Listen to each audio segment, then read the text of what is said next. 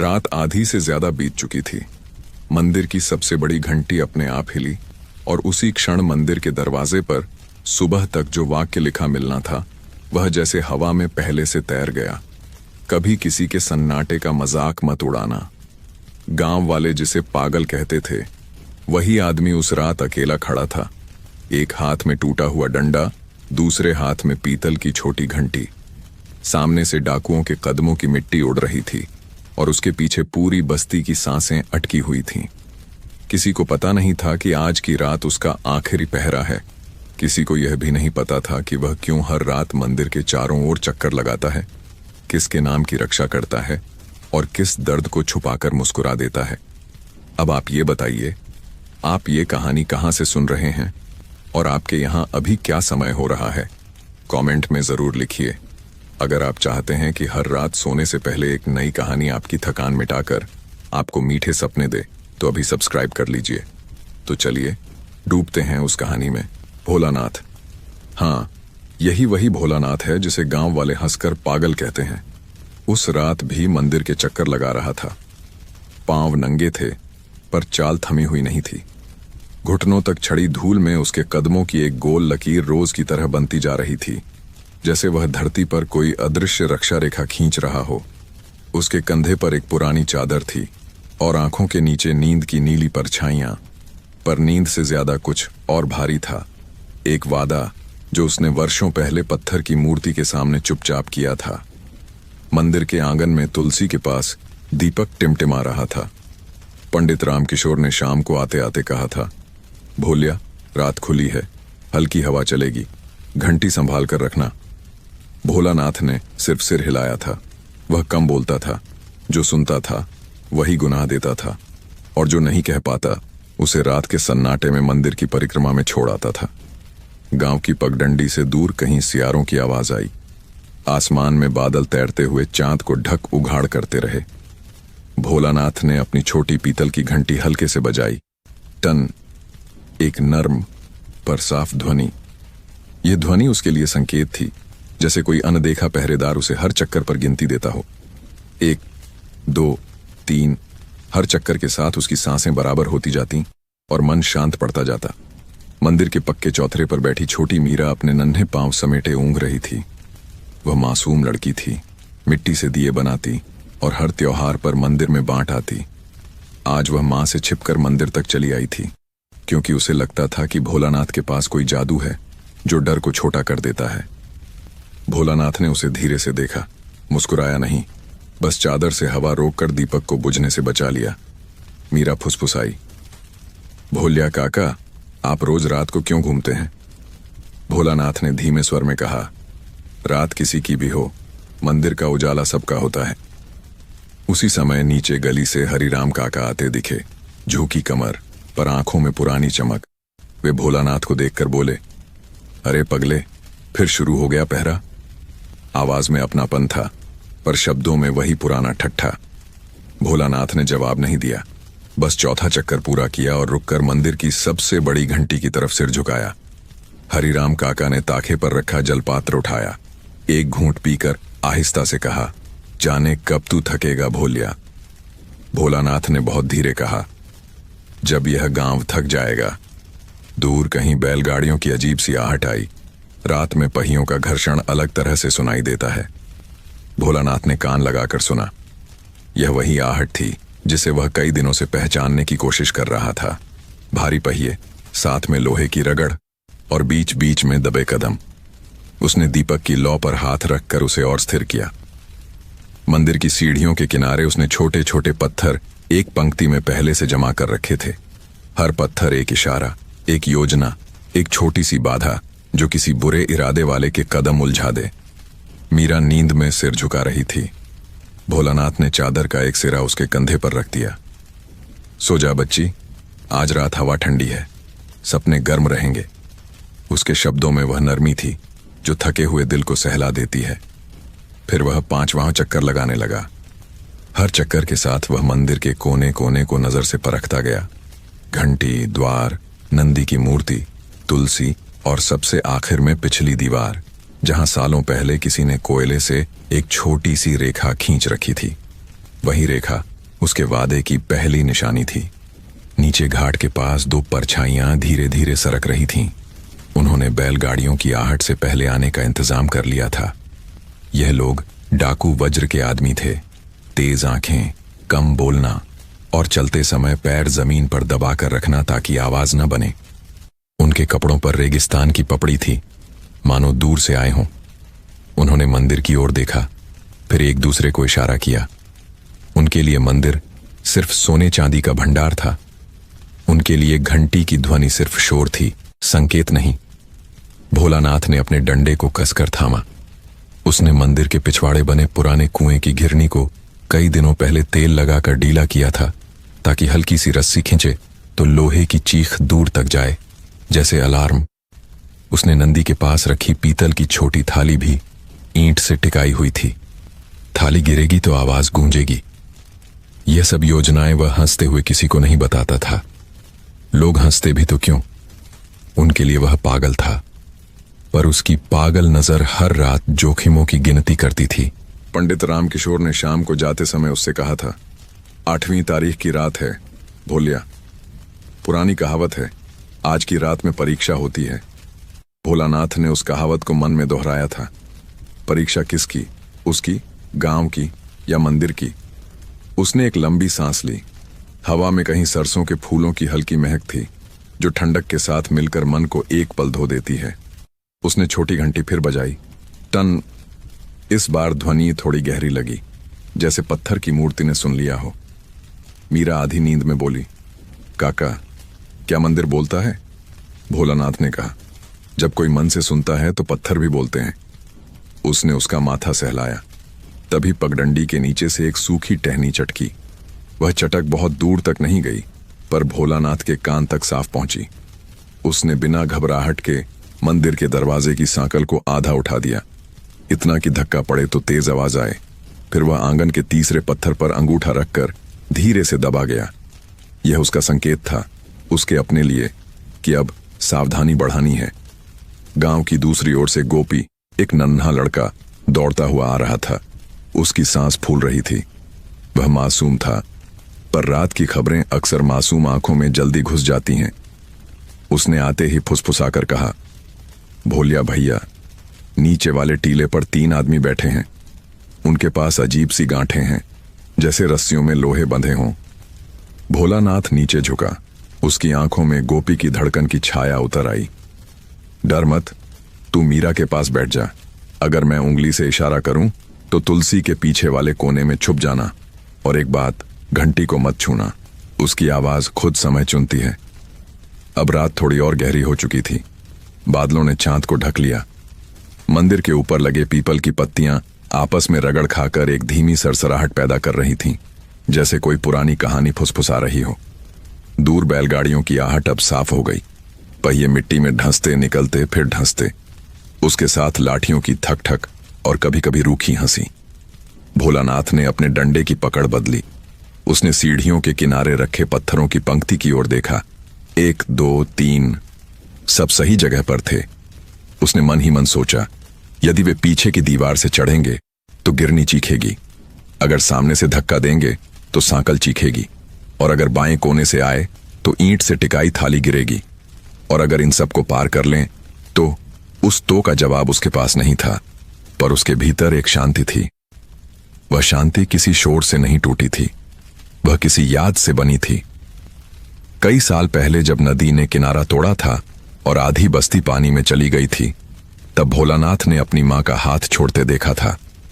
उसी दिन से उसने फैसला किया था कि वह किसी भी बाढ़, किसी भी लपट, किसी भी आक्रमण के समय सबसे पहले मंदिर तक पहुंचेगा, क्योंकि मंदिर में जो बचता है वही फिर से गांव बनाता है। अचानक पीछे की दीवार के पास से सूखी हंसी आई। 2 साए उभरे, तीसरा साया थोड़ी दूरी पर। पहला साया दीवार पर पैर जमाकर चढ़ने लगा। उसी पल कुइयों की घिरनी हल्की सी खींची। ईही, लोहे की तीखी चीख अंधेरी रात को चीरती हुई निकली। मीरा चौंक कर उठी। गोपी ने उसका हाथ पकड़ लिया। हरिराम काका ने दूर से कौन कहा, पर जवाब में सिर्फ फुफकारती खामोशी। भोलानाथ ने डंडा हवा में घुमाया और सीढ़ियों की ओर एक पत्थर ठोकर से गिराया। टन। पीतल की थाली कांपकर जमीन पर आ गिरी। मंदिर के भीतर से प्रतिध्वनि उभरी, जैसे किसी ने जागो कहा हो। डाकुओं ने सोचा नहीं था कि एक पागल इतना व्यवस्थित हो सकता है। पहले साय का पैर जाली में फंसा, दूसरे ने लाठी उठाई, पर अंधेरे में ईंट से टकराकर वह खुद लड़खड़ा गया। तीसरे साय ने सामने की सांकल को धक्का दिया। चटाक, लोहे की चिड़कती आवाज दूर तक गई। बैलगाड़ियों के पास बैठे उनके साथी चौकन्ने हुए। भोलानाथ ने छोटी घंटी को इस बार पूरे भरोसे से बजाया। टन टन टन। ध्वनि में डर नहीं, धैर्य था। हड़बड़ी नहीं, निर्णय था। उसने मीरा और गोपी को इशारा किया, तुलसी के पीछे। दोनों बच्चे झट से छिप गए। हवा में अब एक और महक घुली, गीली मिट्टी की, जैसे कहीं बहुत दूर बिजली चमकी हो। भोलानाथ ने अपने डंडे की नोक जमीन पर रखकर कहा, मंदिर की देहरी पार मत करना। उसकी आवाज धीमी थी, पर शब्दों में एक ऐसी दृढ़ता थी जिसने दीवार पर चढ़ते साय के कदम आधे पल के लिए रुका दिए। उसी पल पुराना पीपल कांपा और उससे टूटकर एक मोटी टहनी दीवार के पास आ गिरी। साया झटके से पीछे हटा। कहीं आग जल रही है, पीछे वाले ने फुसफुसाकर कहा। जल्दी करो। भोलानाथ ने सीढ़ियों के दाहिने कोने पर रखा पत्थर उठाया। यह वही पत्थर था जिसे वह रोज अपनी परिक्रमा के दौरान हाथ से छूता था, जैसे किसी अव्यक्त शक्ति को सलाम करता हो। उसने पत्थर को दीवार के ऊपर फेंक दिया। ठप्प, और उसके साथ किसी के मुंह से निकली दबे दर्द की आवाज। पीछे से किसी ने चीख कर कहा, वज्र तक खबर भेजो, ये मंदिर सूना नहीं है, यहां कोई पहरा दे रहा है। भोलानाथ के होंठों पर पहली बार एक हल्की मुस्कान आई। सूना शब्द उसे हमेशा चुभता था।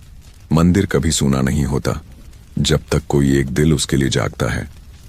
उसने 7वां चक्कर पूरा किया और रुककर मूर्ति के पास दोनों हथेलियां जोड़ दी, आंखें बंद की। मन में बस इतना कहा, आज अगर मेरा पहरा कम पड़े तो मेरी सांसें बढ़ा देना। फिर उसने आंखें खोली। अब कदमों की आहट और पास थी। बैलगाड़ियों के पहिए थम रहे थे, लाठियां खनखनाई, और उसी क्षण गांव के 2 घरों की खिड़कियों में दीपक जल उठे, मानो अंधेरे से किसी ने कहा हो, देखते रहो। रात अब सच में अपनी परीक्षा खोलने वाली थी। भोलानाथ मंदिर के सामने खड़ा था। उसकी नजर अब भी उन 3 साइयों पर थी जो धीरे धीरे पीछे हट रहे थे। हवा में जले हुए घी की गंध थी।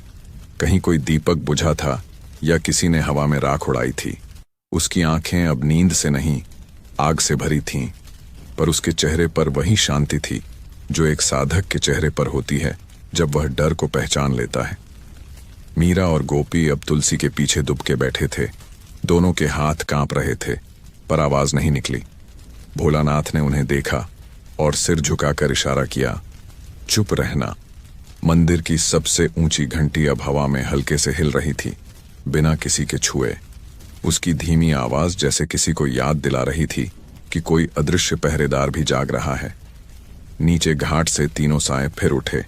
उनमें से एक बोला, सामने से नहीं हो पाएगा, पीछे के टीले से रास्ता है। उनकी आवाजों में उतावलापन था, पर तभी दूर कहीं बैल ने जोर से हिनहिनाया, जैसे किसी खतरे की आहट महसूस कर ली हो। भोलानाथ ने अपने भीतर की आवाज सुनी। समय आ गया। उसने दीवार के पास रखे पुराने दिए में तेल डाला और लौ तेज की। लौ ने मंदिर के पत्थरों पर नाचती परछाइयां बना दी, कभी किसी राक्षस जैसी, कभी किसी देवता जैसी। यही वह क्षण था जब उसे एहसास हुआ कि यह लड़ाई शरीर की नहीं, आत्मा की होगी। अचानक पीछे के दरवाजे से सरसराहट हुई। एक लाठी भीतर आ घुसी, फिर किसी ने धक्का मारा। भोलानाथ ने पूरे जोर से सांकल पर वार किया। धड़ाम! दरवाजा 2 इंच अंदर गया और फिर वापस टकराया। डाकू चिल्लाया, अंदर से कोई है। भोलानाथ ने अपने भीतर की धड़कन को थामा। उसने दीवार से टेक लगाई और धीरे से बोला, यह मंदिर सिर्फ पत्थर नहीं, प्रार्थना है। उसके शब्द हवा में तैर गए।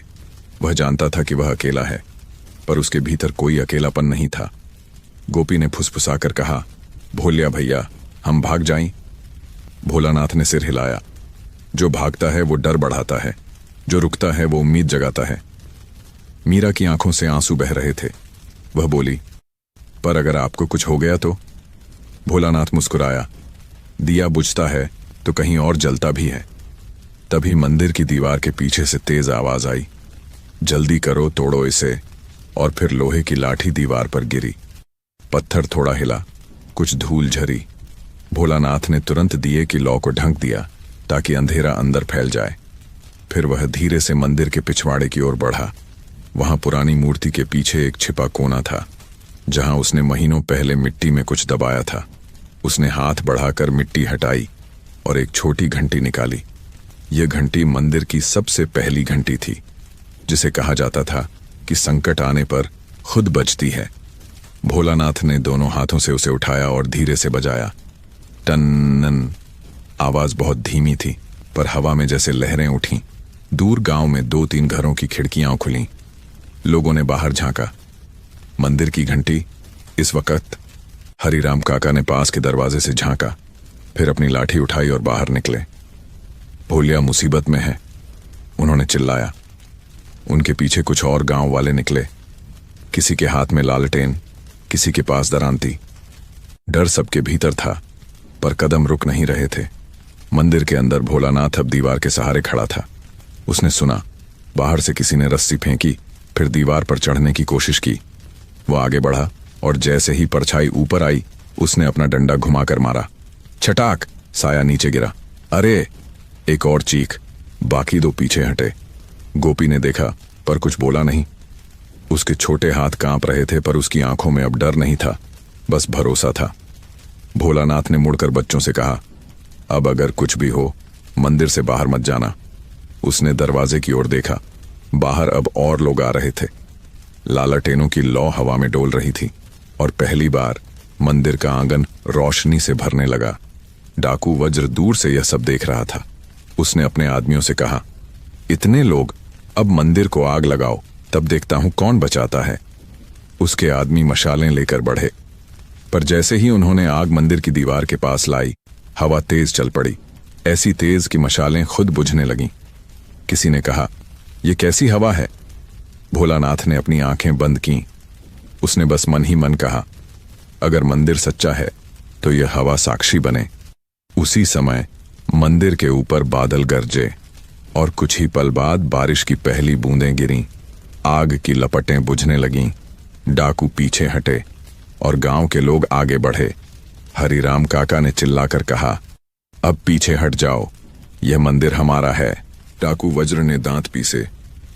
तू पागल है भोलानाथ, पर याद रख, अगली बार मैं तुझे नहीं छोड़ूंगा। और वह अपने आदमियों को लेकर अंधेरे में गायब हो गया।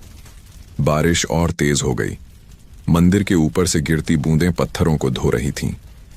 भोलानाथ सीढ़ियों पर बैठ गया। उसके हाथ में घंटी अब भी थी। मीरा ने उसके पास जाकर पूछा, अब तो खतरा चला गया? भोलानाथ ने कहा, खतरा कभी जाता नहीं, बस सो जाता है। हमें बस इतना करना होता है कि पहरा देते रहें। वह मुस्कुराया और आसमान की ओर देखा। बिजली चमकी और उसी रोशनी में उसके चेहरे पर शांति फैल गई। उसने धीरे से कहा, आज एक और रात बच गई। मंदिर की बारिश अब थम चुकी थी, पर हवा में मिट्टी की गंध गहरी थी, जैसे धरती ने अभी अभी कोई रहस्य छुपाया हो। मंदिर की सीढ़ियों से नीचे तक पानी की पतली धार बह रही थी और उस पर चांद की रोशनी बिखरी पड़ी थी। गांव वाले अब मंदिर के चारों ओर जमा थे। किसी के हाथ में लालटेन, किसी के पास लाठी, कोई बस आंखों में डर लिए खड़ा था। भोलानाथ दीवार से टिक कर खड़ा था, भीगा हुआ पर शांत। उसकी नजर दूर जंगल की दिशा में थी, जहां डाकू वज्र गया था। वह जानता था यह अंत नहीं था, वो लौटेगा और अगली बार शायद अकेला नहीं आएगा। पंडित रामकिशोर अब मंदिर पहुंच चुके थे। उन्होंने भीतर आते ही देखा, दीवार टूटी थी पर मूर्ति सुरक्षित थी। उन्होंने गहरी सांस ली, फिर भोलानाथ के पास जाकर बोले, तेरे बिना आज ये सब नहीं बचता भोलिया, पर अब गांव को सच जानना चाहिए। गांव के लोग पास आ गए। किसी ने कहा, हम तो समझते थे ये पागल है। किसी और ने जोड़ा, और आज उसी ने जान बचाई। भोलानाथ ने कुछ नहीं कहा। उसने बस सीढ़ियों पर रखा वह पत्थर उठाया जिसे वह रोज छूता था और उसे वापस अपनी जगह रख दिया, मानो हर रात की शुरुआत फिर से तय कर दी हो। मीरा पास आई। उसके बाल भीगकर माथे पर चिपक गए थे। उसने धीरे से पूछा, काका, अब आप आराम करेंगे ना? भोलानाथ मुस्कुराया। आराम तो वो करते हैं जिन्हें कल का डर नहीं होता बिटिया। भीड़ धीरे धीरे छूटने लगी। पंडित ने मंदिर के अंदर आरती की तैयारी शुरू की और गांव वाले अपने घरों को लौटने लगे, पर भोलानाथ वहीं बैठा रहा, चौथरे पर। उसके हाथ में अब भी छोटी घंटी थी। वह उसे बजा नहीं रहा था, बस उसकी ठंडक महसूस कर रहा था। कुछ देर बाद हरिराम काका वापस आए। उन्होंने उसके पास बैठकर कहा, भोलिया, मैंने तुझे हमेशा पागल समझा, पर आज तूने जो किया। भोलानाथ ने बीच में ही रोक दिया। जो होना था वो बस हुआ काका। मंदिर की रक्षा किसी एक की नहीं होती, बस कोई न कोई उसके समय पर जागता है। हरिराम काका की आंखें नम थीं। उन्होंने चुपचाप भोलानाथ के कंधे पर हाथ रखा, फिर बोले, डाकू फिर आएंगे, हमें तैयारी करनी होगी। भोलानाथ ने धीरे से कहा, मैं हर रात पहरा दूंगा, पर अब अकेला नहीं। अगले दिन गांव में हलचल थी। लोग मिलकर मंदिर के चारों ओर दीवारें मजबूत कर रहे थे, टूटी ईंटें जोड़ रहे थे। मीरा और गोपी मिट्टी ढोने में मदद कर रहे थे। हर चेहरा पहले जैसा नहीं था, उनमें भरोसा था, डर कम था। पर भोलानाथ के मन में एक बेचैनी थी। रात की वह आवाज, वज्र की कसम, अब भी उसके कानों में गूंज रही थी, मैं लौटूंगा। शाम ढली। मंदिर फिर से दीपों से चमक उठा। पंडित रामकिशोर ने कहा, आज सब सुरक्षित हैं, यही बहुत है। पर भोलानाथ जानता था, सुरक्षा कभी स्थायी नहीं होती। उसने मंदिर के पीछे वही पुराना मार्ग फिर से जांचा। कुएं की घिरनी, ईंट से टिकाई थाली, सांकल, सब सही थे। जब वह आंगन में लौटा तो देखा मीरा तुलसी के पास बैठी थी। वह मिट्टी से बने नए दिए बना रही थी। भोलानाथ ने पूछा, इतनी रात को? मीरा ने मुस्कुराते हुए कहा, आपके लिए नए दिए बना रही हूं, ताकि जब डर आए तो रोशनी ज्यादा हो। उसके शब्द सुनकर भोलानाथ के चेहरे पर पहली बार एक सच्ची मुस्कान आई। रोशनी बढ़ती है जब कोई डरता नहीं, बिटिया। रात फिर उतरी। आसमान में बादल छंट चुके थे। चांद मंदिर की शिखर पर पूरी तरह चमक रहा था। हवा शांत थी, बहुत शांत, शायद जरूरत से ज्यादा। भोलानाथ ने चारों ओर नजर डाली। सब कुछ सामान्य लग रहा था, पर उसका मन कह रहा था, कुछ ठीक नहीं। उसने अपनी घंटी उठाई और हल्के से बजाई। टन। ध्वनि साफ थी, पर हवा ने जवाब नहीं दिया। वह मंदिर के पीछे गया।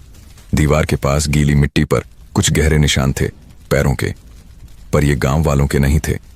भोलानाथ ने झुककर मिट्टी छुई। ठंडी, बहुत ठंडी, जैसे कोई अभी अभी गुजरा हो। उसने तुरंत दीवार की ओर देखा। कोने में एक छोटी सी लोहे की नोक गड़ी थी। किसी ने रस्सी बांधने की कोशिश की थी। भोलानाथ की सांस गहरी हो गई। वो वापस आ गया है, उसने बुदबुदाया। मंदिर के भीतर लौ धीमी पड़ी, जैसे हवा ने सांस रोक ली हो। भोलानाथ ने मंदिर की मूर्ति की ओर देखा और धीरे से कहा, आज की रात फिर लंबी होगी। रात फिर से उतर आई थी, पर इस बार पहले जैसी शांति नहीं थी।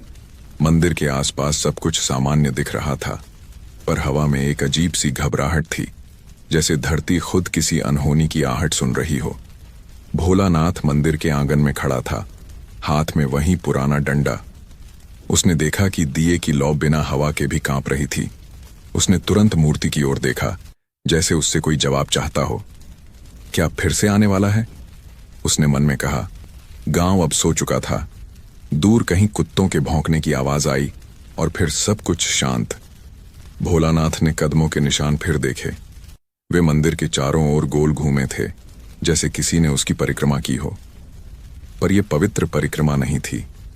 हर निशान में मिट्टी गहरी ढंसी थी, मानो किसी भारी कदम ने दबाव से डाली हो।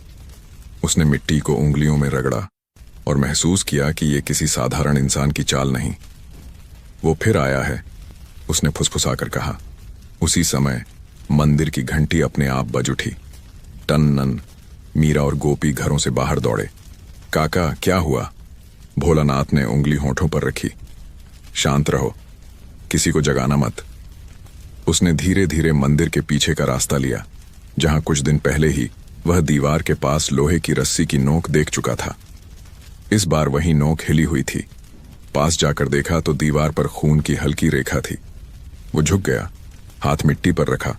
मिट्टी गर्म थी, मतलब कोई अभी अभी गया है।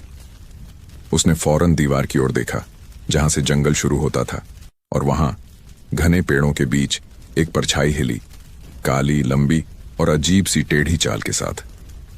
वो इंसान नहीं, मीरा ने कांपती आवाज में कहा। भोलानाथ ने उसे पीछे किया। जो अंधेरे से लड़ता है उसे पहले अपनी रोशनी पर भरोसा करना पड़ता है। उसने डंडा उठाया और आगे बढ़ा। मीरा रोकी। काका, मत जाइए, भोलानाथ ने कहा। कभी कभी डर के सबसे अंदर ही उसका इलाज छुपा होता है। वह मंदिर के पिछवाड़े पहुंचा। परछाई अब साफ दिख रही थी। वो इंसान था, पर चेहरा आधा नकाब से ढका। वह हंसा। भोलानाथ, तेरी बहादुरी की कहानियां सुनी हैं, पर आज मंदिर नहीं, तेरा यकीन तोड़ने आया हूं, भोलानाथ ने शांत स्वर में कहा। जो मंदिर को लूटना चाहता है वो पहले खुद को खो देता है। वज्र ने कहा, तू सोचता है भगवान तुझे बचाएंगे? भोलानाथ ने मुस्कुराया। नहीं, पर मैं भगवान की शांति को बचाऊंगा। अचानक वज्र ने तलवार निकाली और वार किया। भोलानाथ ने झुककर डंडा आगे किया। टन, चिंगारियां उड़ी। मीरा चीखी, काका! पर भोलानाथ ने पीछे देखे बिना कहा, अंदर रहो जब तक मैं सांस ले रहा हूं। वज्र फिर वार करता रहा, पर हर बार भोलानाथ उसके वार को रोकता। दोनों के बीच बिजली चमकने जैसी आवाजें गूंज रही थीं। वज्र ने झटके से कहा, तेरा भगवान कहां है अब? भोलानाथ ने डंडा उसकी तलवार पर मारा और उसी पल मंदिर की घंटी फिर अपने आप बजने लगी। टन्नन! वज्र पीछे हटा। उसकी आंखों में डर उतर आया। ये क्या है? भोलानाथ ने कहा, यह आवाज नहीं, गवाही है। तभी गांव के कुछ लोग लालटेनों के साथ दौड़ते हुए पहुंचे। भोलिया, क्या हो रहा है? वज्र ने देखा कि अब भीड़ आ चुकी थी। वो पीछे हटते हुए बोला, आज नहीं, पर अगली बार तेरा मंदिर नहीं बचेगा। और वो अंधेरे में गायब हो गया। भोलानाथ वहीं जमीन पर बैठ गया। उसके हाथ में मामूली चोट थी, पर चेहरा शांत। पंडित रामकिशोर आए और बोले, तेरा पहरा सच में भगवान का वरदान है। भोलानाथ ने कहा, नहीं पंडित जी, पहरा वरदान नहीं, जिम्मेदारी है। मीरा ने उसका हाथ पकड़ा। काका, आप थक गए हैं। भोलानाथ ने आसमान की ओर देखा, जहां अब बादल हट चुके थे। थकना तब होता है जब डर जीत जाए, अभी तो बस शुरुआत है।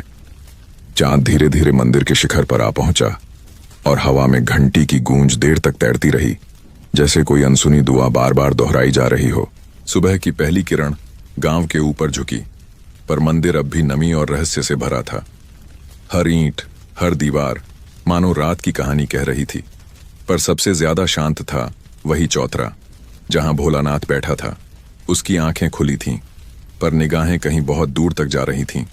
गांव के कुछ लोग अब भी मंदिर की सफाई में लगे थे। बच्चों की खिलखिलाहट लौट आई थी, पर हवा में अब भी एक अनकहा डर तैर रहा था। मीरा हाथ में झाड़ू लेकर बोली, काका, अब सब ठीक हो जाएगा ना? भोलानाथ ने धीमे स्वर में कहा, जब तक डर नाम का शब्द जिंदा है तब तक ठीक, बस एक उम्मीद है, सच्चाई नहीं। उसकी बात सुनकर मीरा चुप हो गई, पर उसके छोटे चेहरे पर चिंता साफ थी। पंडित रामकिशोर ने आते ही कहा, आज दोपहर को गांव की सभा बुलानी होगी। वज्र और उसके लोग अब खतरा बन चुके हैं। अगर हम एकजुट रहें तो ये मंदिर सदा सुरक्षित रहेगा। भोलानाथ ने कुछ नहीं कहा, बस धीरे से घंटी को उठाया और उसकी ध्वनि को कान के पास सुना। टन, एक नर्म पर भारी आवाज। हर बार यही आवाज मुझे याद दिलाती है कि रात फिर आएगी, उसने मन में सोचा। दोपहर को गांव के लोग चौपाल में जमा हुए। वज्र का नाम सुनते ही हर चेहरे पर तनाव था।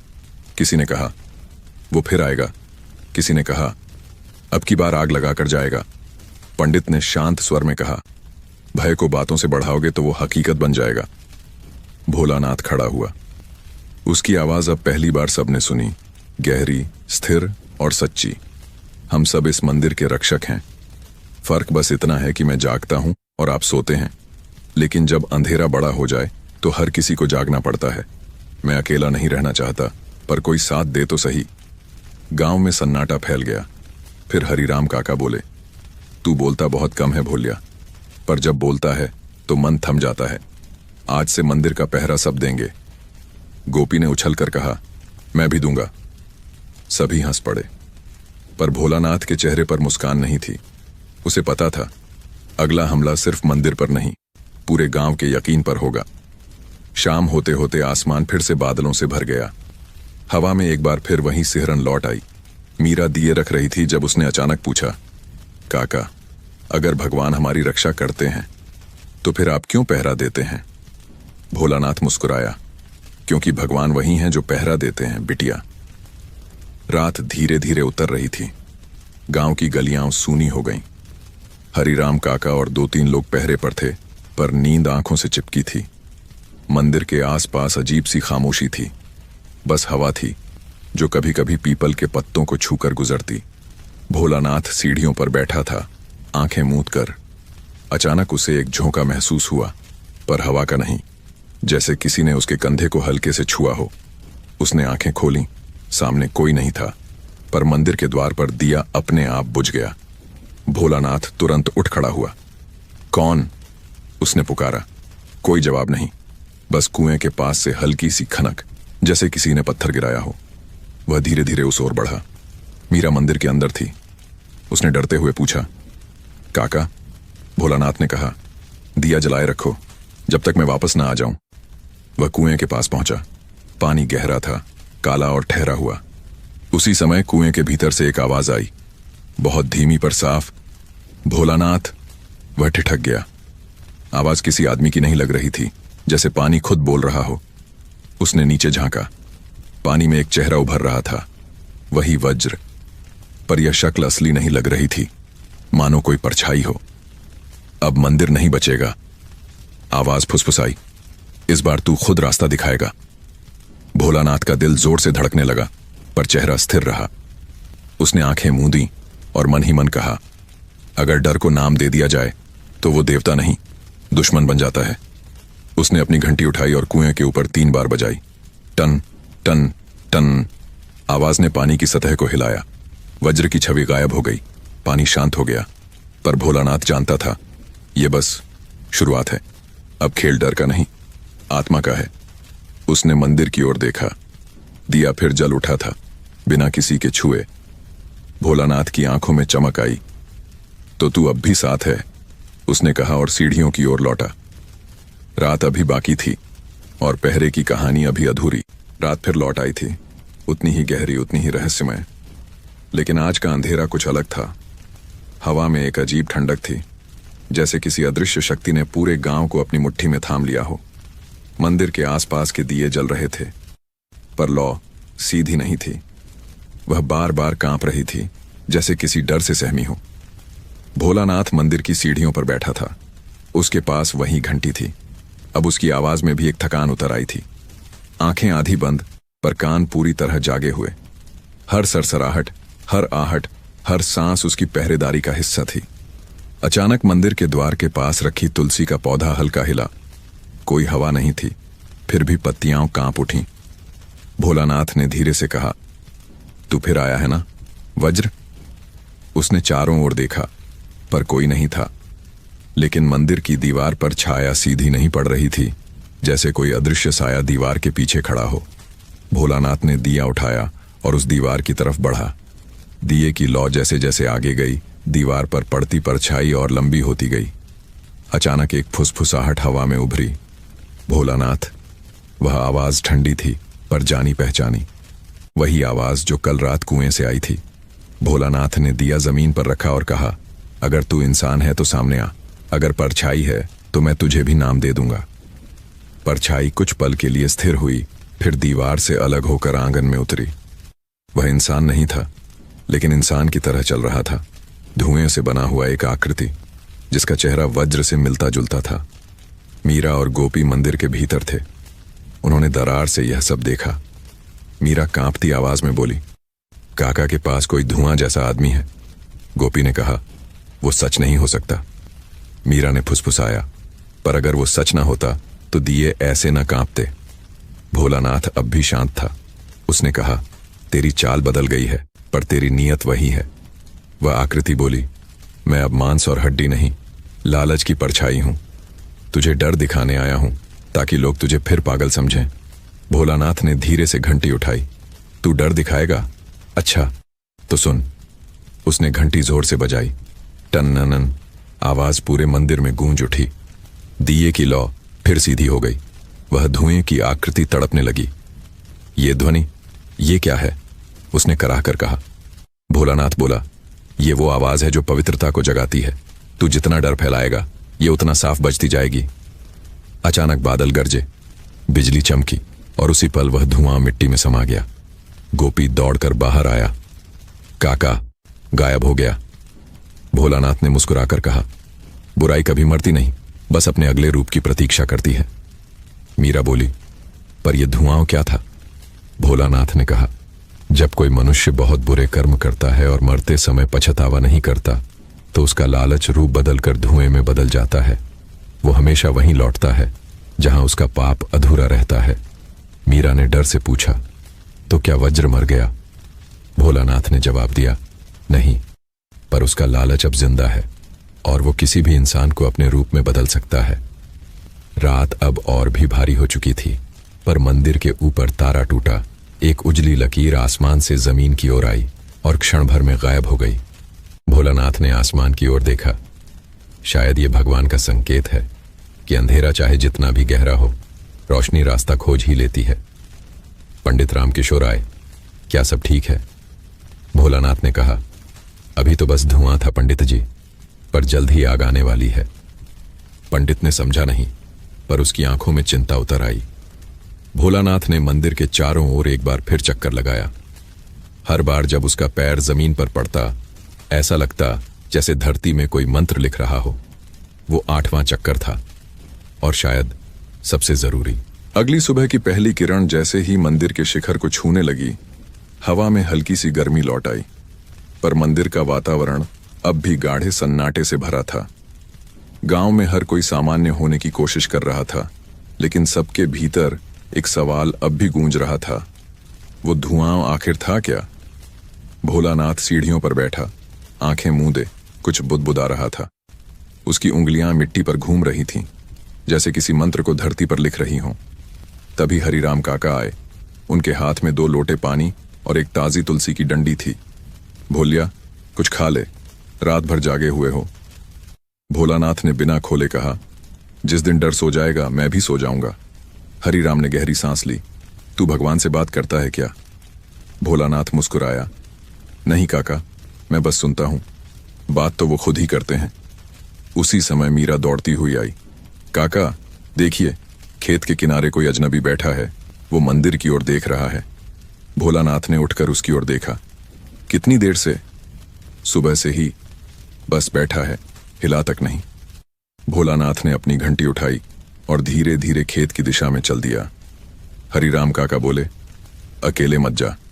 भोलानाथ ने कहा, अगर रोशनी को किसी और के साथ चलना पड़े तो वो रोशनी नहीं, डर होती है। खेतों के बीच पहुंचते ही उसने देखा, एक आदमी सच में वहां बैठा था, घुटनों तक धूल में ढंसा, सिर झुका हुआ। उसकी पीठ पर भारी थैला था। भोलानाथ ने पास जाकर कहा, कौन हो तुम? आदमी ने सिर उठाया। उसकी आंखें लाल थीं, चेहरा थका हुआ। मैं वज्र का आदमी हूं। भोलानाथ का दिल एक पल को थमा। क्यों आए हो यहां? आदमी बोला, मैं भाग आया हूं। वज्र अब पहले जैसा इंसान नहीं रहा, वो अब कुछ और बन गया है। उसकी आंखों में आग नहीं, धुआं बसता है। जो भी उसके पास जाता है वो बदल जाता है, जैसे उसके अंदर कोई परछाई घुस जाती है। भोलानाथ ने गंभीर स्वर में कहा, कहा था मैंने, जब लालच जिंदा होता है तो वो आत्मा खा जाता है। आदमी रो पड़ा। मैंने सब कुछ छोड़ दिया, बस एक गलती थी, सोने के लिए मंदिर की घंटी छू ली थी। तब से हर रात मेरे कानों में वही आवाज आती है, भोलानाथ तू नहीं बचेगा। भोलानाथ ने उसका कंधा पकड़ा। डर मत, मंदिर किसी को श्राप नहीं देता, वो बस इंसान को आईना दिखाता है। फिर उसने कहा, चल मेरे साथ चल। वो आदमी डरा हुआ था, पर मान गया। जब वे मंदिर पहुंचे तो गांव वाले घबरा गए। ये तो वज्र का आदमी है, कोई बोला। इसे बांध दो, किसी और ने चिल्लाया। भोलानाथ ने हाथ उठाया, नहीं, जिसे डर ने बांध रखा हो उसे रस्सी से नहीं, विश्वास से खोला जाता है। सब चुप हो गए। भोलानाथ ने उस आदमी को मंदिर के आंगन में बैठाया और कहा, घंटी को मत छूना, बस बैठकर अपनी आंखें बंद कर ले। वह कांपते हुए बोला, अगर वो फिर आया तो? भोलानाथ ने कहा, तो इस बार उसे इंसान नहीं, अपनी ही परछाई मिलेगी। रात फिर धीरे धीरे उतरने लगी। आसमान में घने बादल, हवा में नमक की गंध, वही संकेत, वही डर। भोलानाथ ने अपने चारों ओर दिए जलाए और सबके बीच बैठ गया। गांव के लोग दीवारों के पास खड़े थे, मीरा और गोपी मंदिर के अंदर। आधी रात होते ही हवा एकाएक ठंडी हो गई, दिए कांपे और उसी पल मंदिर के पीछे से वही पुरानी हंसी गूंजी। भोलानाथ, वज्र की आवाज थी, पर इस बार वह अकेला नहीं था। मंदिर के पिछवाड़े से कई छायाएं उठीं, इंसान नहीं, धुएं के रूप। हर एक की आंखें लाल और हर सांस में आग। मीरा ने डर से आंखें बंद कर लीं। गोपी बोला, काका, ये कितने हैं? भोलानाथ ने कहा, संख्या से डर नहीं बढ़ता, बस विश्वास की गिनती घट जाती है। उसने अपनी घंटी उठाई और पूरे जोर से बजाई। टन्नान। ध्वनि इतनी तेज थी कि हवा जैसे थम गई। वो धुएं की परछाइयां तड़पने लगीं, जैसे उन्हें कोई अदृश्य शक्ति जला रही हो। वज्र ने गरज कर कहा, तू नहीं समझेगा भोलानाथ, मंदिर मेरा है। भोलानाथ ने शांति से कहा, मंदिर किसी का नहीं होता, ये उस वक्त का होता है जब कोई सच्चाई के लिए खड़ा होता है। वज्र ने अपने हाथ फैलाए और उसके पीछे की छायाएं मंदिर की ओर झपटीं, पर उसी क्षण मंदिर की सबसे ऊंची घंटी अपने आप हिली। उसकी आवाज पूरे गांव में गूंज उठी, इतनी गहरी कि बच्चे रोने लगे और पक्षी उड़ गए। वो धुएं की परछाइयां एक एक करके मिटने लगीं। वज्र चिल्लाया, नहीं, ये कैसे हो सकता है? भोलानाथ ने कहा, जिस आवाज में प्रार्थना हो वो युद्ध से भी बड़ी होती है। और फिर बिजली कड़की, वज्र जमीन पर गिर पड़ा। बारिश शुरू हो गई, हर बूंद जैसे किसी शाप को धो रही थी। भोलानाथ ने आकाश की ओर देखा, फिर से भगवान ने खुद पहरा दिया। वज्र अब शांत पड़ा था, उसकी आंखों में डर नहीं, राहत थी। मीरा बोली, काका, क्या वो मर गया? भोलानाथ ने कहा, नहीं, उसका बुरा हिस्सा मर गया है, इंसान शायद अब जिंदा रह गया है। उसने वज्र के माथे पर मिट्टी लगाई और कहा, अब सो जा, अब तुझे नींद आएगी, बिना लालच के। रात खत्म हो रही थी, पर यह कहानी अभी खत्म नहीं थी, क्योंकि मंदिर की दीवार पर किसी ने लिखा था, जो पहरा देता है उसका भी कोई पहरेदार होता है। भोलानाथ ने वह पंक्ति पढ़ी और उसकी आंखों में पहली बार आंसू आ गए। रात का आधा हिस्सा बीत चुका था, बारिश थम गई थी, पर मिट्टी से उठती भाप जैसे मंदिर के चारों ओर एक रहस्यमयी पर्दा खींच रही थी। आसमान साफ था, पर तारों के बीच किसी अनदेखी बेचैनी की झिलमिल थी। भोलानाथ सीढ़ियों पर बैठा था, उसकी आंखों में थकावट नहीं, बस गहराई थी।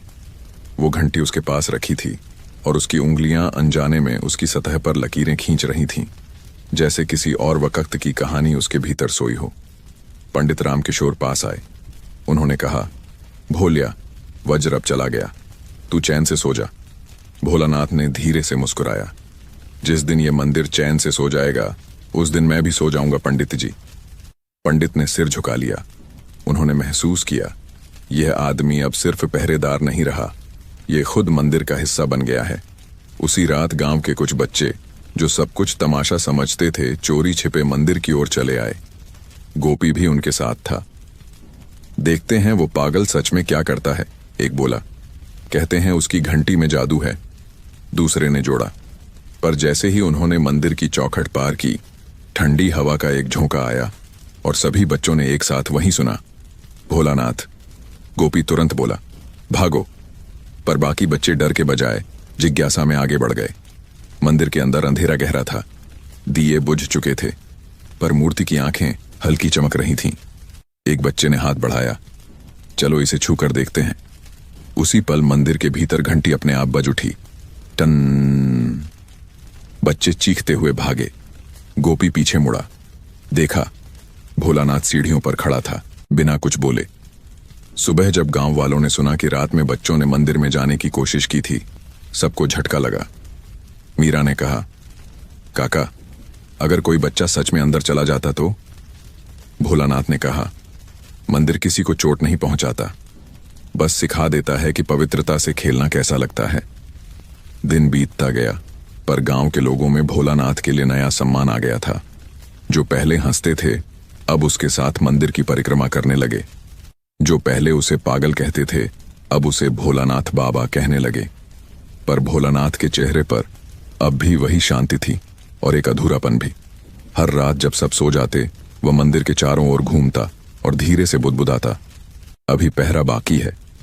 एक शाम जब सूरज की आखिरी किरण मंदिर की घंटी पर पड़ी, मीरा ने देखा उस किरण के नीचे घंटी पर एक नया निशान बना था। वह दौड़कर बोली, काका, यह निशान पहले नहीं था।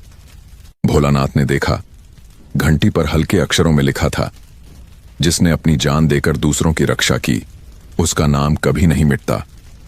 भोलानाथ कुछ पल तक उसे देखता रहा, फिर बहुत धीरे से मुस्कुराया। शायद भगवान ने अपनी ड्यूटी पूरी कर ली।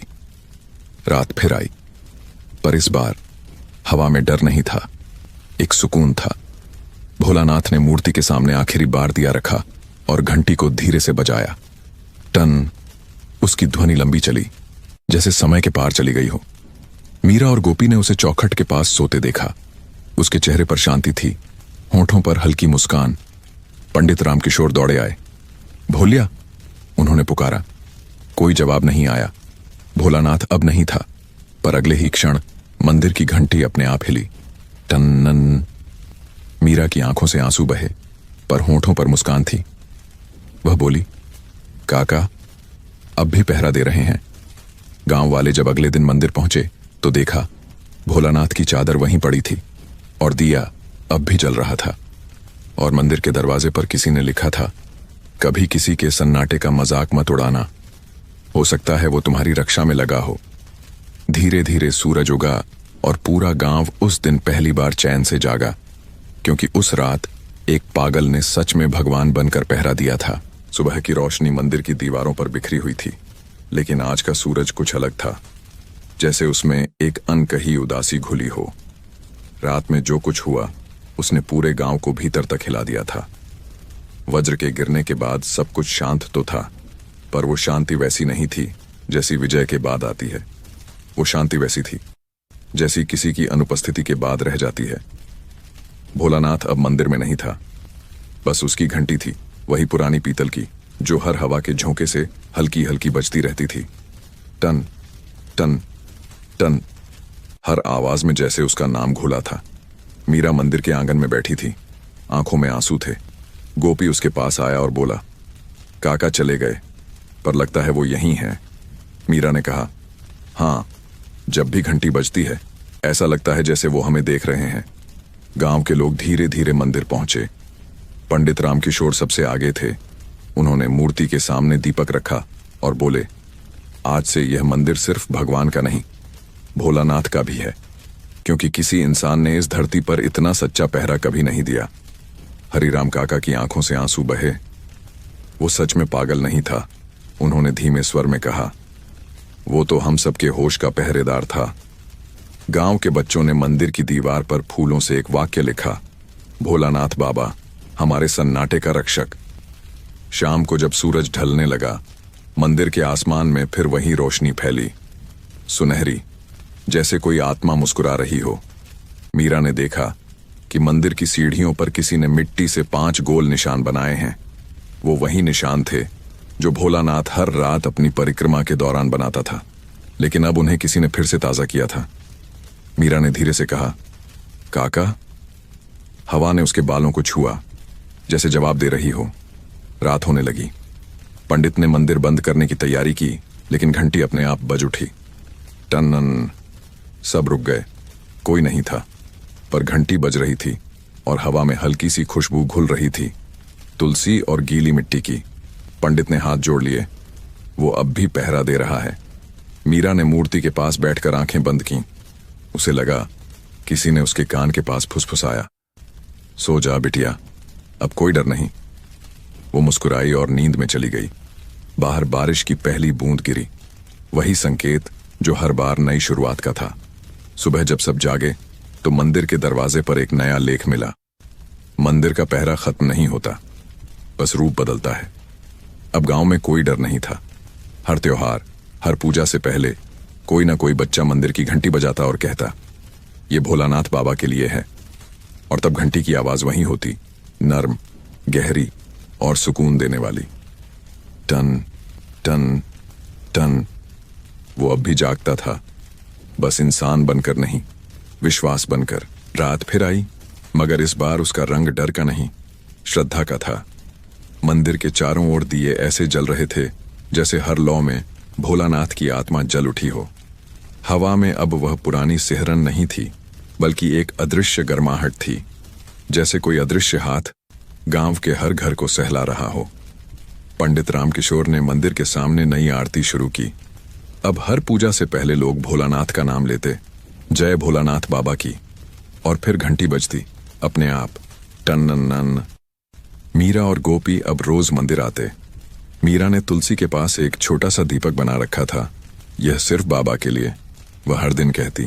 गोपी मिट्टी के छोटे दीप बनाकर लाता, जिन पर वो अपने हाथों से नाम लिखता, पहरा 1, पहरा 2, पहरा 3, जैसे अब वो भी अपने काका की ड्यूटी निभाना चाहता हो।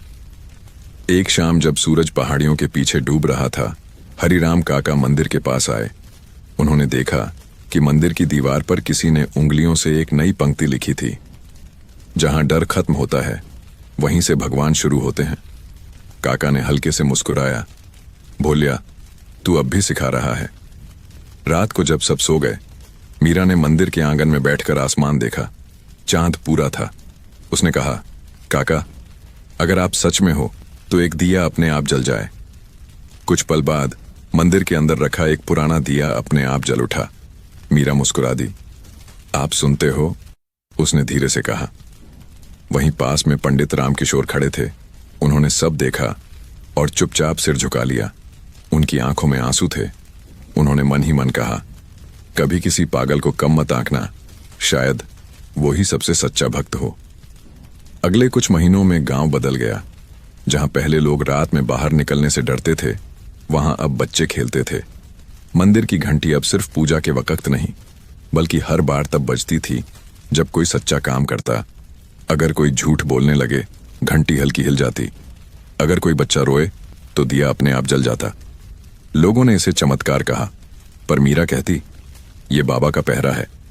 एक दिन शहर से एक अफसर आया। उसने मंदिर की घंटी देखकर कहा, यह तो बहुत पुरानी है, इसे म्यूजियम में रखना चाहिए। मीरा बोली, इसे ले जाओगे तो पूरा गांव फिर अंधेरे में डूब जाएगा। अफसर हंसा, क्या घंटी गांव की रोशनी बचाएगी? मीरा मुस्कुराई, नहीं, पर जिसने इसे छुआ उसने अपनी आंखों में रोशनी पाली। अफसर कुछ बोल नहीं पाया। वह झुककर घंटी के पास पहुंचा। जैसे ही उसने उसे छुआ, घंटी अपने आप बज उठी, टन। वो पीछे हट गया, चेहरा पीला पड़ गया। इसमें आवाज नहीं थी। फिर मीरा ने शांत स्वर में कहा, आवाज तब आती है जब कोई झूठ इसे छूता है। अफसर चला गया बिना कुछ बोले। रात को हवा में फिर वही जानी पहचानी महक थी, तुलसी, धूप और भीगी मिट्टी की।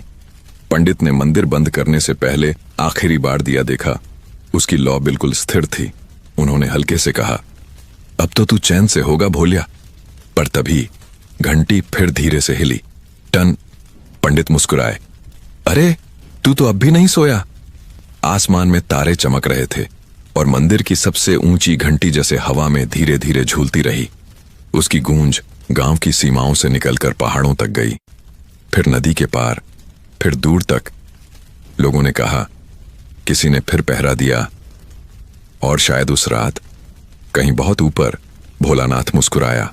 परसों बीत गए, लेकिन मंदिर की घंटी अब भी वैसी ही थी, चमकदार, अछूती और हर हवा के झोंके में बोलती हुई। गांव बदल गया था। पुराने कच्चे रास्तों पर अब पत्थर बिछ गए थे। झोपड़ियों की जगह छोटे घर बन गए थे। लेकिन एक चीज अब भी नहीं बदली थी। हर रात कोई न कोई मंदिर के चारों ओर पहरा देता था। अब यह पहरा किसी डर के लिए नहीं था, यह पहरा भरोसे के लिए था। मीरा बड़ी हो चुकी थी। उसकी आंखों में वही चमक थी जो कभी भोलानाथ की आंखों में हुआ करती थी, गहरी, शांत और समझदार। वह रोज शाम को मंदिर की सीढ़ियों पर बैठती, घंटी को साफ करती और कहती, काका आज भी सब ठीक है। फिर धीरे से घंटी को बजाती, टन टन टन। आवाज अब भी वैसी ही थी, नर्म और आत्मीय। गोपी अब जवान हो गया था। उसने मंदिर की देखभाल अपने जिम्मे ले ली थी। अब मेरी बारी है पहरे की, वह कहता। मीरा मुस्कुराती, काका तुम पर गर्व करते। गांव के बच्चे अब भोलानाथ की कहानी सुनकर बड़े होते थे। कहते थे, कभी यहां एक पागल था जो सबकी नींद की रक्षा करता था। और फिर पंडित हंसकर कहते, वो पागल नहीं था, वो पहला भक्त था जिसने भगवान को अपने भीतर पाया था। एक दिन शहर से कुछ लोग आए। उन्होंने कहा, हम इस मंदिर पर एक फिल्म बनाना चाहते हैं। मीरा ने कहा, अगर बना रहे हो तो याद रखना, इसमें कोई हीरो नहीं है, बस एक पहरेदार है। निर्देशक मुस्कुराया, वो सबसे बड़ा हीरो होता है। उस रात जब सब लौट गए, मंदिर में सिर्फ मीरा थी। उसने मूर्ति के सामने दीपक जलाया और धीरे से बोली, काका, अब कोई डाकू नहीं आता, कोई डर नहीं, अब आप आराम कर सकते हो। लेकिन जैसे ही उसने आंखें बंद की, घंटी अपने आप हिली। टन। मीरा ने आंखें खोली। हवा में वही गंध थी, तुलसी, मिट्टी और हल्का धूप का धुआं। वह मुस्कुराई, ठीक है काका, तो फिर मैं भी यहीं रहूंगी। जब तक आप पहरा दे रहे हो, मैं दिया जलाती रहूंगी। वर्ष बीतते गए, लोग आए गए, मंदिर बढ़ता गया, और हर पीढ़ी के बच्चे जब भी डरते, वे मंदिर जाकर कहते, भोलानाथ बाबा, हमारी नींद बचा लो। और तब घंटी बजती, टन टन टन, कभी तेज कभी धीमी, लेकिन हमेशा जवाब देती हुई। फिर एक दिन जब बहुत तेज आंधी चली, पूरा गांव अपने घरों में छुप गया। पेड़ टूटे, बिजली गिरी, पर मंदिर की घंटी बजती रही। लोगों ने कहा, भोलानाथ फिर पहरा दे रहे हैं। और जब तूफान थमा, तो मंदिर की सीढ़ियों पर एक नया लेख लिखा मिला, हर युग में एक पागल होगा जो पहरा देगा और वही दुनिया को बचाएगा। मीरा ने उस लेख को देखा, उसकी आंखें भर आईं। वह मुस्कुराई और बोली, काका, तुम अब सिर्फ हमारे नहीं, पूरी दुनिया के पहरेदार हो। रात उतरी, हवा शांत थी। मंदिर की घंटी ने एक आखिरी बार धीमे से आवाज दी, टन, और उस ध्वनि में पूरा गांव सो गया, बिना डर के, बिना चिंता के, क्योंकि उन्हें पता था कहीं ना कहीं कोई पागल अब भी पहरा दे रहा है। अब भोलानाथ की कहानी गांव की मिट्टी में घुल चुकी थी। हर त्योहार, हर आरती, हर जन्म और हर मृत्यु में उसका नाम लिया जाता। जय भोलानाथ बाबा की अब सिर्फ एक नारा नहीं था, वह विश्वास का प्रतीक बन चुका था। गांव में नए बच्चे पैदा हुए, नई पीढ़ियां बड़ी होने लगीं। पर जब भी कोई बच्चा पहली बार डरता, अंधेरे में, तूफान में या किसी बुरे सपने से, उसकी मां बस एक ही बात कहती, डर मत बेटा, भोलानाथ बाबा पहरा दे रहे हैं। और जैसे जादू से वो बच्चा शांत हो जाता। मंदिर अब पहले से ज्यादा सुंदर था। उसकी दीवारें नए रंगों से सजीं, लेकिन किसी ने कभी घंटी को नहीं बदला, क्योंकि सब जानते थे वह सिर्फ धातु नहीं थी, उसमें भोलानाथ की आत्मा थी। मीरा अब वृद्धा हो चुकी थी। उसके बाल सफेद थे, पर आंखें अब भी चमकती थीं। वह रोज शाम को तुलसी के पास बैठती, वहीं पुरानी मिट्टी की दियां जलाती और कहती, काका, सब ठीक है। गोपी अब मंदिर का मुख्य रक्षक बन गया था। हर रात वह बच्चों को भोलानाथ की कहानी सुनाता, उसी जगह बैठकर जहां कभी काका बैठा करते थे। उसकी आवाज में वही ठहराव था, वही आत्मा, वही सच्चाई। एक रात जब आसमान में फिर से काले बादल छा गए, गोपी ने मंदिर का द्वार बंद किया और अंदर जाकर दिया जलाया। बिजली कड़क रही थी, हवा तेज थी। उसने सोचा, कितनी बार यह रात लौटती है। तभी घंटी अपने आप बज उठी। टनननन। गोपी रुक गया। काका, उसने बुदबुदाया। दिया जोर से लहराया और उसके पीछे मूर्ति के साए में उसे कुछ दिखाई दिया, एक हल्की परछाई जिसमें वही पुरानी चादर झलक रही थी। गोपी मुस्कुराया, आप अब भी यहीं हैं, है ना? हवा का झोंका आया और तुलसी का पौधा झुक गया, जैसे किसी ने सिर झुकाकर आशीर्वाद दिया हो। घंटी की आवाज धीरे धीरे रुक गई। मीरा बाहर आई। उसने पूछा, क्या हुआ? गोपी ने कहा, बस पहरेदार घूम कर गए हैं।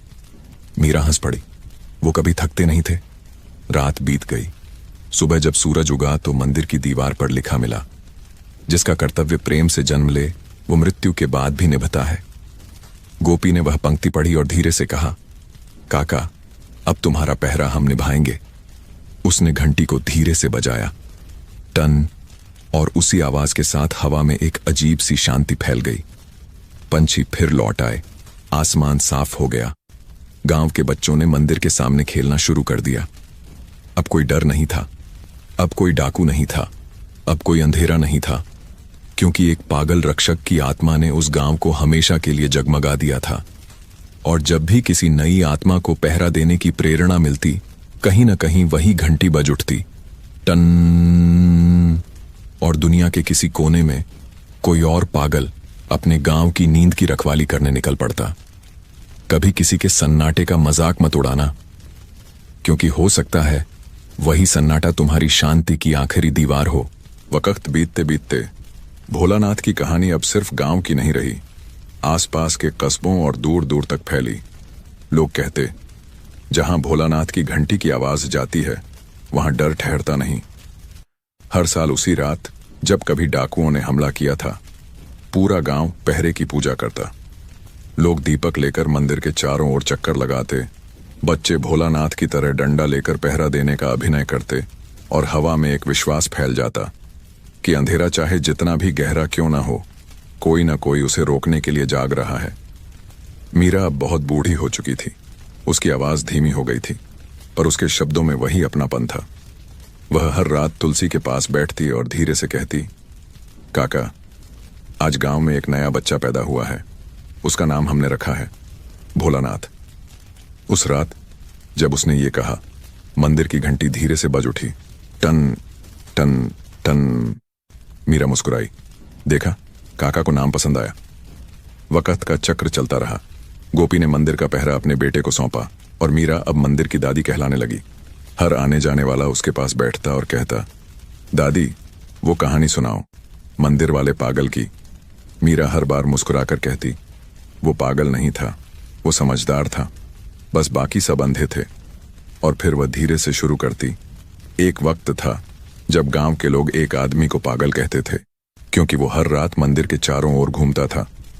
बच्चे ध्यान से सुनते, कुछ डरते, कुछ हंसते, पर जब वह आखिरी पंक्ति बोलती, कभी किसी के सन्नाटे का मजाक मत उड़ाना, तो हर चेहरा गंभीर हो जाता। उस रात जब मीरा ने आखिरी बार कहानी सुनाई, आकाश में पूर्णिमा थी। उसने धीरे से आसमान की ओर देखा और कहा, काका, अब मेरी ड्यूटी खत्म। गोपी पास आया, बोला, दादी चलिए अंदर सो जाइए। मीरा मुस्कुराई, काका बुला रहे हैं। सुबह जब सूरज उगा तो मंदिर की सीढ़ियों पर मीरा शांति से बैठी मिली, आंखें बंद, होंठों पर मुस्कान, और पास वही दिया जो अब भी जल रहा था। गांव वालों ने कहा वो भी अब पहरे में शामिल हो गई। उस रात जब सब सो गए, मंदिर की घंटी ने अपने आप 12 बार बजना शुरू किया, टन टन टन टन। हर बार के साथ हवा और गाढ़ी होती गई, और आखिरी ध्वनि में ऐसा लगा जैसे दो आवाजें एक साथ बोल रही हों, पहरा अब कभी खत्म नहीं होगा। तब से आज तक जब भी किसी गांव में कोई बच्चा डर कर उठता है, हवा में कहीं दूर से वही आवाज आती है, टन। और लोग कहते हैं, भोलानाथ बाबा और मीरा दादी फिर पहरा देने निकल गए हैं।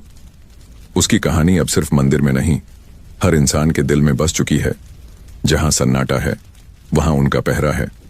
जो दूसरों की नींद की रक्षा करे वो कभी मरा नहीं करता। बरसों बीत गए, अब वह गांव नक्शे पर एक छोटा सा नाम नहीं रहा। लोग उसे रक्षकपुर कहने लगे थे।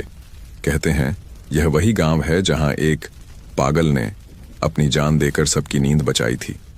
गांव के प्रवेश द्वार पर अब एक विशाल घंटी लटकी थी। उस पर सुनहरे अक्षरों में लिखा था, भोलानाथ मंदिर, जहां विश्वास अब भी जागता है। हर यात्री जो इस गांव में आता सबसे पहले उसी घंटी को बजाता, और अजीब बात यह थी, वह घंटी किसी के छूने से पहले ही हिल जाती, जैसे वो पहचान लेती हो कि कोई नया दिल श्रद्धा लेकर आया है।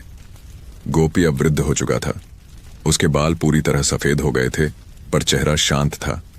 हर दिन वह मंदिर की सफाई करता और रात को मूर्ति के सामने बैठकर कहता, काका अब भी तू यहीं है ना? और हर बार उत्तर में वही आवाज आती, टन टन टन। उसकी बेटी राधा अब मीरा जैसी बन गई थी। हर शाम मंदिर की सीढ़ियों पर बच्चों को कहानी सुनाती। एक बार की बात है, जब मंदिर को बचाने कोई नहीं आया था सिवाय एक पागल के। बच्चे ध्यान से सुनते, और जब वह कहती, उसने अपनी जान देकर गांव को बचाया, तो सबके चेहरे पर एक साथ वही भाव आता, गर्व और श्रद्धा का। एक दिन गांव में एक साधु आया। उसके चेहरे पर तेज था, पर चाल थकी हुई। उसने मंदिर की ओर देखा और बोला, यहां कौन पहरा देता है? गोपी ने कहा, अब तो कोई नहीं, पर किसी को भी आने नहीं देता। साधु मुस्कुराया। अर्थात कोई है जो दिखता नहीं पर जागता है। वह घंटी के पास गया और धीरे से कहा, अगर तू सच में यही है तो मुझे भी सुन। घंटी हिली। टन। साधु की आंखें भर आईं। सिद्ध स्थान है यह, उसने कहा। यहां भक्ति नहीं, करुणा बसी है। फिर उसने गांव वालों से कहा, इस जगह को सिर्फ मंदिर मत मानो, इसे याद की तरह रखो, ताकि आने वाली पीढ़ियां जाने कि पहरा देना सिर्फ दीवारों का नहीं, अपने दिल का भी काम है। शाम को हवा बहुत हल्की थी। सूरज जब पहाड़ों के पीछे डूबा तो मंदिर की छत पर बैठी चिड़ियां अचानक उड़ गईं। मीरा और भोलानाथ के नाम पर जो दीपक जलता था, उसकी लौ आज कुछ ज्यादा चमक रही थी। गोपी ने कहा, आज कुछ अलग है। राधा बोली, लगता है काका और दादी वापस आए हैं। अचानक हवा में वही गंध घुली, तुलसी, घी और भीगी मिट्टी की। घंटी अपने आप हिली। टन। लोग बाहर आ गए। बच्चों ने कहा, देखो, भोलानाथ बाबा लौट आए। और फिर आसमान में एक बिजली सी चमकी, पर उसमें डर नहीं था, रोशनी थी। कहते हैं उस रात मंदिर की छत पर दो आकृतियां दिखाई दीं। एक वृद्ध पुरुष चादर ओढ़े और उसके बगल में एक वृद्धा जिसके हाथ में दिया था। दोनों मुस्कुरा रहे थे। अगली सुबह मंदिर की दीवार पर नया लेख था, जहां प्रेम पहरा देता है वहां भय कभी प्रवेश नहीं करता। अब यह वाक्य हर घर की दीवार पर लिखा गया, बच्चों की किताबों में, बूढ़ों की बातों में और मां की लोरियों में।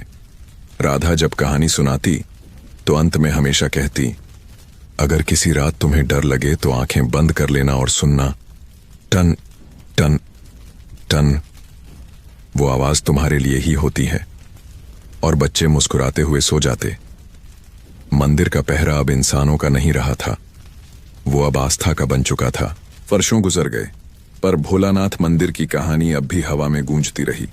समय बदल गया, लोग बदल गए, पर हर पीढ़ी में कुछ आत्माएं ऐसी आती जो रात को आसमान देखकर मन ही मन कहती, भोलानाथ बाबा आज भी पहरा दो। अब गांव का नाम दूर दूर तक प्रसिद्ध था। लोग शहरों से आते, मन्नतें मांगते और जाते समय वही कहते। घंटी अपने आप हिली थी। कोई उसे चमत्कार कहता, कोई विज्ञान का खेल, पर जो सच में दिल से सुनता उसे पता चलता, वह सिर्फ हवा नहीं थी, वह पहरा था। एक दिन शहर से एक पत्रकार आया। वह नोटबुक में लिखते हुए बोला, तो ये वही गांव है जहां लोग कहते हैं मृत व्यक्ति की आत्मा आज भी मंदिर की रखवाली करती है। गोपी का बेटा, अब जवान, मुस्कुराया। आत्मा नहीं साहब, आदर्श। भोलानाथ ने हमें सिखाया कि किसी की रक्षा करने के लिए भगवान होना जरूरी नहीं। पत्रकार ने घंटी की फोटो ली और पूछा, क्या ये अब भी बचती है? लड़के ने कहा, बस तब जब सच्चाई खतरे में पड़ती है। उसी रात जब वह वापस लौट रहा था, उसने दूर से मंदिर की ओर देखा। अचानक हवा चली और घंटी अपने आप बज उठी। टन। पत्रकार रुक गया। उसके हाथ कांप गए और उसने पहली बार महसूस किया, यह आवाज कान से नहीं, दिल से सुनाई देती है। अगले दिन अखबार में खबर छपी, एक गांव जहां भक्ति और बहादुरी अब भी साथ रहते हैं। वर्षों बाद जब वह गांव फिर से देखने लौटा, मंदिर पहले से भी बड़ा हो चुका था। दीवारों पर बच्चों के हाथों से बनी पेंटिंग्स थीं, भोलानाथ, घंटी, मीरा, और नीचे लिखा था, पहरा चलता रहेगा। शाम ढली, आसमान में हल्का अंधेरा घुला। मंदिर में दिए एक एक कर जल उठे और घंटी की आवाज हवा में बिखरी। टन टन टन। गांव के हर घर की खिड़की खुल गई। लोग मुस्कुराए। किसी ने कहा, आज फिर पहरा शुरू हो गया। किसी और ने धीरे से जोड़ा, वो नहीं गए, वो तो अब हर दिल में है। मीरा दादी के पोते ने मंदिर के आंगन में खड़े होकर कहा, काका अब हम संभालेंगे ये पहरा। और उसने घंटी को दोनों हाथों से थामा। उस पल ऐसा लगा जैसे पूरी धरती ने सांस ली हो। आसमान से एक टूटता तारा गुजरा। उसकी चमक सीधे मंदिर के ऊपर जाकर थम गई और घंटी ने आखिरी बार उस रात पूरी शक्ति से गूंज दी। Ton none none. उस आवाज में भोलानाथ थे, मीरा थी, हर वो आत्मा थी जिसने डर के बीच भी दूसरों की रक्षा की थी। वो आवाज अब सिर्फ एक गांव की नहीं, पूरे संसार की थी। एक याद दिलाने वाली ध्वनि कि भलाई कभी मरती नहीं, वो बस रूप बदलती है। और जब भी कोई अकेला, डरा हुआ या टूटा इंसान किसी को बचाने की ठानता है, तो हवा में वही गूंज सुनाई देती है, टन टन टन। भोलानाथ बाबा का पहरा फिर शुरू हो गया। अगर आप अभी तक इस वीडियो के साथ जुड़े हुए हैं तो इसका मतलब है कि आपको यह सच में पसंद आया। तो इसे अपने दोस्तों और परिवार वालों के साथ जरूर शेयर कीजिए ताकि और लोग भी इन कहानियों की मदद से सुकून भरी नींद पा सकें। वीडियो के अंत में कुछ खाली हिस्सा है, लेकिन उसे छोड़कर वीडियो बंद मत कीजिए। जब दर्शक बीच में ही वीडियो बंद कर देते हैं तो YouTube को लगता है कि हमारी वीडियो बेकार है और YouTube हमारे वीडियो को नए लोगों तक भेजना बंद कर देता है, जिससे मेरा और मेरी टीम का मनोबल कम होता है। और जब हमारी वीडियो अच्छी परफॉर्म करती है तो हमें मोटिवेशन मिलता है आपके लिए अच्छी और सुकून भरी कहानियां लाने का। आप हमारे वीडियो को ज्यादा लोगों तक पहुंचाने में योगदान दे सकते हैं। अपने मोबाइल का वॉल्यूम थोड़ा कम कर दीजिए, फोन साइड में रख दीजिए, आंखें बंद कीजिए, लंबी गहरी सांस लीजिए और इस वीडियो के साथ आराम से सो जाइए। शुभ रात्रि।